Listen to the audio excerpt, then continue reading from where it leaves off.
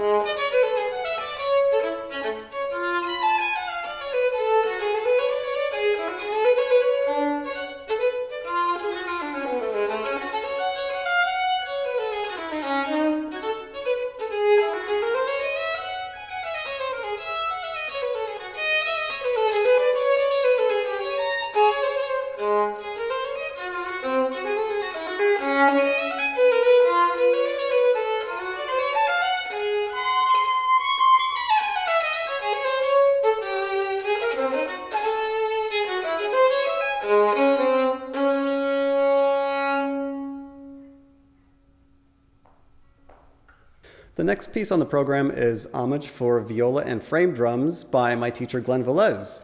And one thing I really like about Glen's playing and his compositions is that he uses drums as melodic instruments and not just rhythm instruments. And his teachings have really shaped the way that I play as a musician and the way that I approach drums.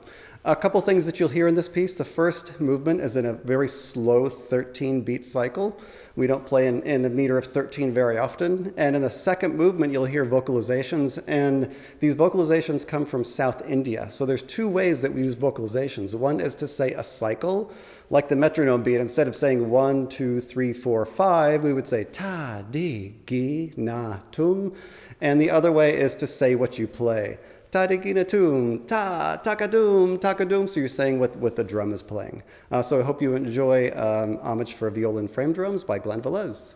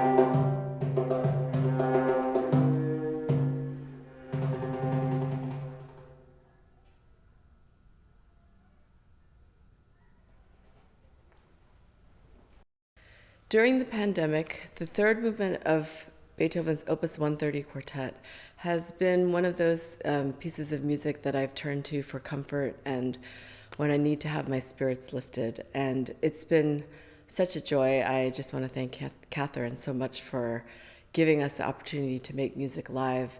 And because of that, the vaccine, we can actually do it without masks, which has been such a gift this week. This piece, I kind of think of it like taking a walk with a good friend, the friend who knows, who you turn to in tough times, who understands pain, but also is able to make you laugh and smile and dance and all the things that you need to do. The title of the movement is Andante con moto, ma non troppo, poco scherzoso. So which translates from Italian as moving, but not too moving, not too fast, and a little bit joking. So Beethoven is kind of straddling these two worlds of a slowish movement and a scherzo dance movement. He wrote this piece a year after the Ninth Symphony was premiered, and by this point he was almost completely deaf.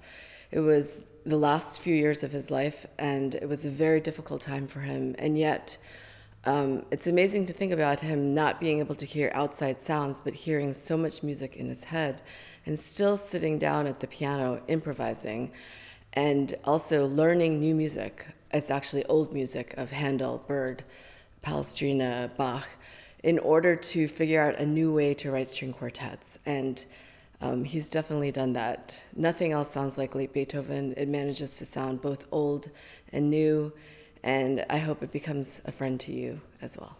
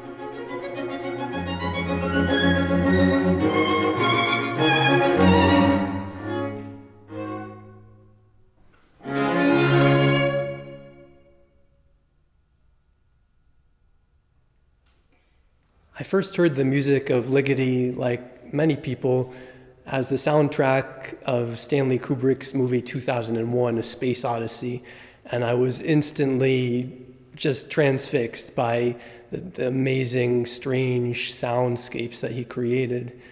The piece that I'm about to play is unaccompanied cello sonata, is from a different time, from an earlier time.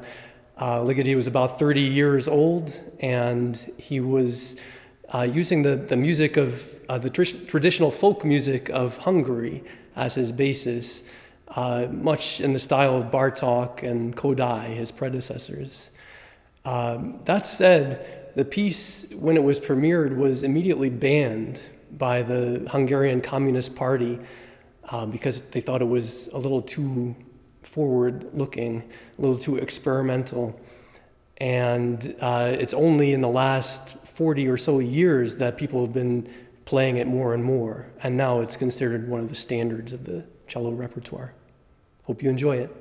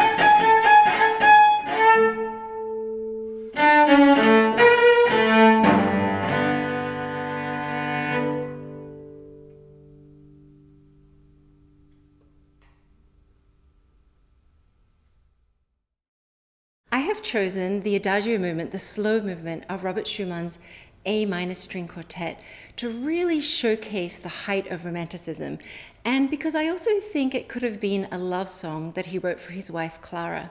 Clara was an amazing woman, well ahead of her time, with a full-time performing career of touring Europe and having time also to bear 8 children of Robert's. The love between Robert and Clara is a romance that is one of the most famous romances in the classical music world. It survived parental disapproval and gossip. Hope you enjoy.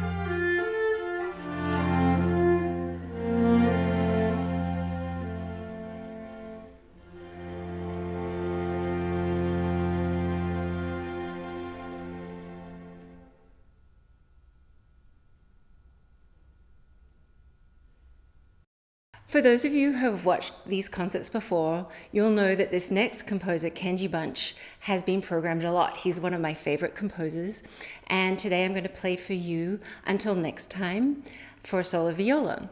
And I'm dedicating this piece to my parents in Australia. This pandemic has made traveling down under next to impossible. And even in spite of living here for the last 30 years in the United States, I've never quite felt so far away from them before. So Mom, happy Mother's Day, and Mom and Dad, until next time.